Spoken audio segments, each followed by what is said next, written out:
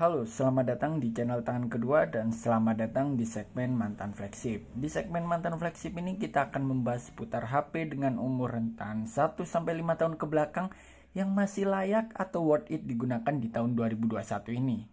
Di depan saya ini sudah ada HP mantan flagship di tahun 2017 dari brand Apple, yaitu iPhone X dengan storage 256 GB. Sebelum kita membahas lebih lanjut HP-nya, mari kita lihat sisi-sisi bodinya ini ada apa aja ya. Untuk di bagian bawah ini ada tombol speaker, lalu lightning USB. Di atas ini kosong. Untuk di bagian kanan ini ada tombol power. Di bagian kiri ada tombol volume up and down dan juga tombol dering ya. Untuk di bagian depannya ini di bagian atas ada modul kamera selfie, earpiece sekaligus untuk speaker karena double stereo ya, atas dan bawah. Lalu juga ada sensor-sensor Face ID. Untuk di bagian belakangnya sendiri ini ada dua modul kamera ya, udah ganda, dan juga flash dan juga logo Apple. iPhone X yang saya pakai ini storage-nya sudah 256 GB. Mari kita cek di mengenai ya di about. Ini untuk versi perangkat lunaknya sudah versi yang terbaru ya, 14.3, artinya udah iOS 14. Dengan model iPhone X dan juga kapasitas 256 GB. Yang artinya HP ini lega ya, untuk dipakai simpen menyimpan apapun bakal lama habisnya. Sekedar informasi, iPhone X ini dirilis Apple pada bulan September dan baru masuk resmi di Indonesia sekitar bulan November tanggal 3 2017. Membahas dari sisi bodinya. Bodinya sendiri sudah dilapisi oleh Corning Gorilla Glass depan dan belakang, dan juga framenya sudah dilapisi dengan stainless steel. Untuk iPhone X ini menggunakan nano SIM single ya, karena Apple ini baru ngeluncurin dual SIM kalau nggak salah di iPhone 11. Untuk sertifikasinya ini sudah IP67 Dust and Water Resistant 30 menit. Untuk masalah pembayaran sudah bisa Apple Pay, Visa, Mastercard dan lain-lain. Untuk dari segi display sendiri sudah memakai Super Retina OLED ya. Ini untuk layarnya HDR10 dengan size 5,8 inci dengan kerapatan layar 458 ppi. Jadi ini rasio layarnya ini menggunakan rasio 19,5:9. Dari segi proteksinya ini sudah aman banget ya untuk bodinya depan dan belakang karena sudah dilapisi oleh Corning Gorilla Glass. Berarti sudah dilapisi Corning Gorilla Glass, tapi saya saranin untuk tetap dipasangin tempered glass untuk biar jagani ben gak tiba ya kalau kata orang Jawa. Membahas sisi kameranya. Kamera iPhone X ini diberi resolusi 12 megapiksel ya untuk dual kameranya. Ini masing-masing resolusinya 12 megapiksel, yang bawah 12 megapiksel.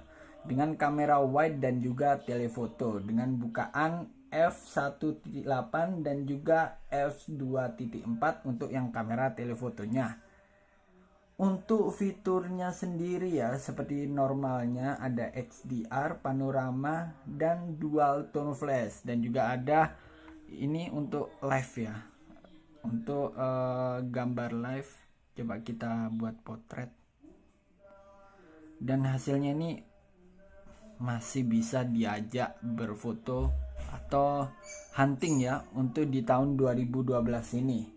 Membahas soal chipset HP ini, iPhone X saat itu menggunakan Apple A11 Bionic dengan 10 nanometer dengan CPU hexacore 2.39 GHz, yang artinya HP ini ya untuk dibuat main game ya masih rata kanan, masih layak banget kalau saya bilang ya.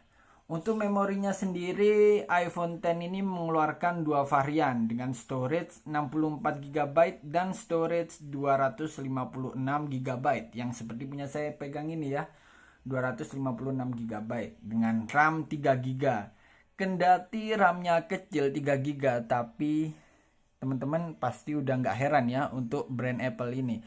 RAM kecil tapi HP tetap rata kanan, masih smooth jika dipakai untuk apapun kegiatannya ya.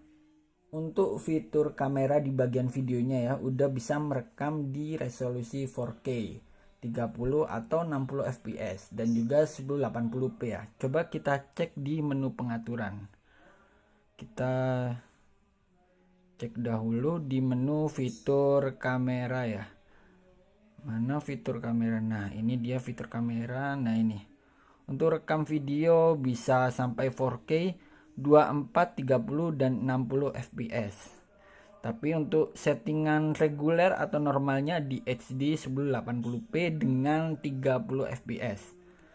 Untuk rekam slow mo-nya ada dua pilihan, HD 1080 di 120 fps atau HD 1080 di 240 fps. Yang artinya untuk fotografi ataupun videografi HP ini masih oke dan layak ya. Bahas baterai di iPhone X. Emang dari dulu Apple selalu nggak pernah ngasih baterai dengan kapasitas besar. Di iPhone X sendiri kapasitasnya 2716 mAh.